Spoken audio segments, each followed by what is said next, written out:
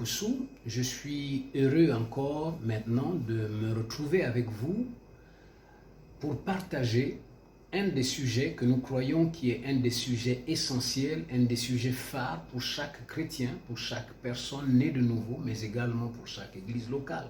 Le défi de gagner notre monde pour Jésus.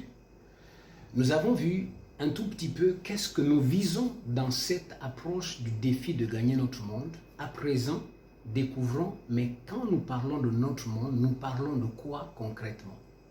Sachez que quand nous parlons de notre monde, nous parlons de 4 groupes spécifiques des personnes que nous côtoyons au quotidien. Premièrement, quand nous parlons de notre monde, nous parlons de nos parents proches et lointains, nos parents proches et lointains.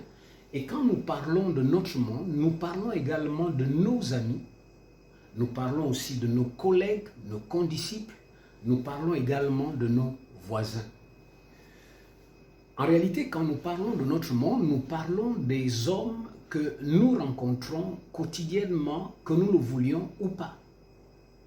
Quand vous vous levez le matin, vous êtes en contact avec vos voisins, et quand vous allez dans votre lieu de travail, vous êtes en contact avec vos collègues, et si vous êtes élève ou étudiant, vous êtes en contact avec vos collègues et vos condisciples. Vous avez certainement dans votre vie eu des personnes avec lesquelles vous partagez des affinités. Ça peut être le sport, ça peut être beaucoup de choses. Ce sont vos amis. Et que nous le voulions ou pas, ces amis sont présents dans notre vie. Donc, dans ce cas, nous parlons donc de notre monde. Quand nous parlons aussi de notre monde, nous parlons de ces hommes et ces femmes qui, si un jour on devait mourir, avec ou sans invitation, ils viendront à nos obsèques. Mais quand nous parlons également de notre monde, nous parlons également de ces personnes qui influencent notre vie de façon directe ou indirecte. De façon directe ou indirecte. C'est important alors de comprendre que notre monde est composé de 4 grands groupes. Nos parents proches et lointains, nos amis, nos collègues, nos voisins. Le défi de gagner notre monde, c'est le défi justement d'équiper, de perfectionner les saints pour qu'ils deviennent des instruments pour être en train de participer à l'expansion du royaume de Dieu, autrement dit à gagner des hommes et des femmes dans leur monde.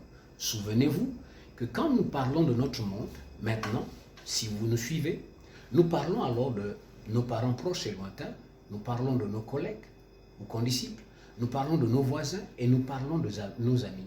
La question à vous poser est la suivante. Avez-vous des parents proches et lointains qui ne connaissent pas Christ?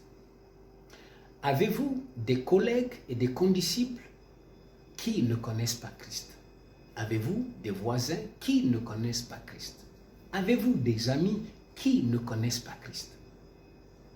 Alors si votre réponse est oui, nous reviendrons dans notre prochain partage pour regarder à la fois quelques références bibliques, mais aussi nous continuerons avec l'aspect de comment justement travailler pour gagner ces hommes et ces femmes qui sont dans notre monde.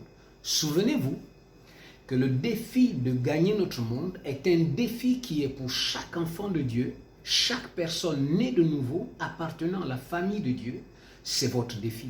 C'est aussi un défi pour chaque église locale, mais cela aussi peut devenir un défi pour une église dans une ville, dans un quartier, dans un arrondissement ou dans un pays. Celui d'équiper les membres afin qu'ils deviennent des instruments par excellence pour gagner des hommes et des femmes de leur monde.